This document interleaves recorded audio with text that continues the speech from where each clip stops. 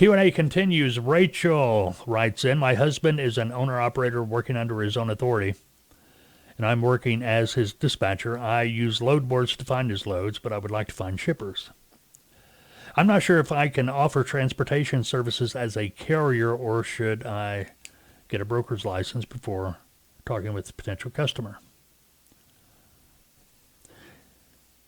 Any advice is appreciated. Thanks. You know, we get this question more than you would think. I know a lot of you out there are going, you're working under your husband's authority.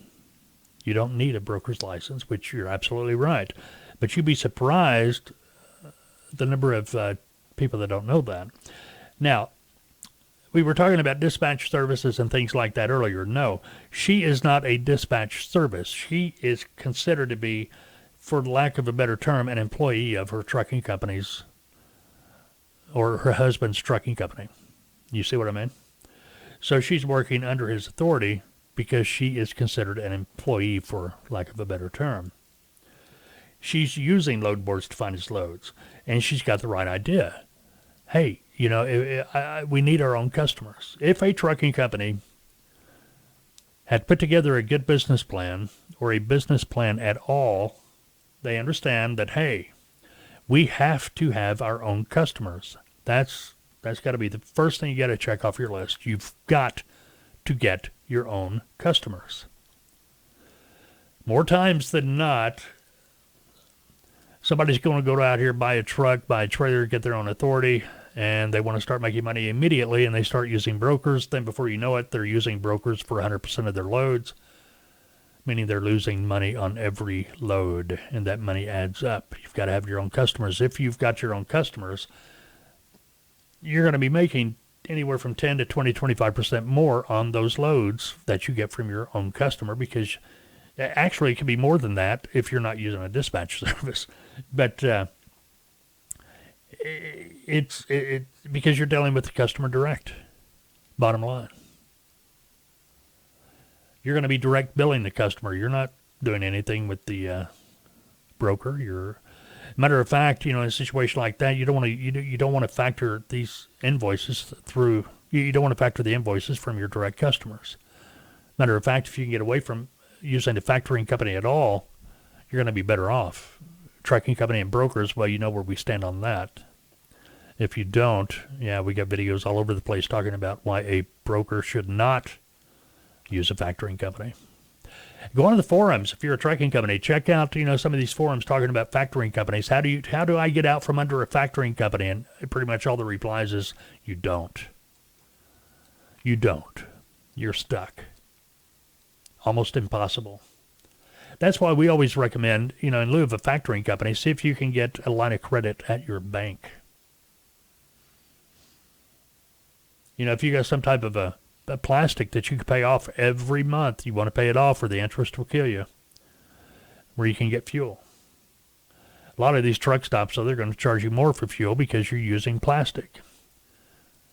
It's a vicious circle, but you got to find your way through it. The profitability and success in having a trucking company is having your own customers. Now, Rachel, your husband, he's got his own authority. He is a trucking company. And anybody else listening, if you're a trucking company, you're working under your own authority, you don't need a broker's license to go out here and get your own customers. That authority gives you the right to approach companies as a transportation provider where you can deal with them direct. See what I mean? Now, you've got to have your own authority or DOT number. When I say authority, I'm talking about you've got the MC number. You're a 48-state carrier. You know, your OTR. If you only got a DOT number, you can only haul loads in your state. You're an intrastate carrier. I'm talking about interstate carriers. But yeah, Carol, or Rachel rather, you can, you're able to approach customers or shippers on your own. Now, where the freight broker authority is really going to benefit you, or being able to freight broker, let's say you go out here and you pick up 5 customers. Okay, you're keeping your husband busy, and he is so much in love with you right now, it's not even funny. because you're making him all this money. Keeping him rolling. The only time you should be using a broker is for your backhaul. And my clients hear me say this all the time. The most misused tool in the transportation industry is a freight broker. Okay.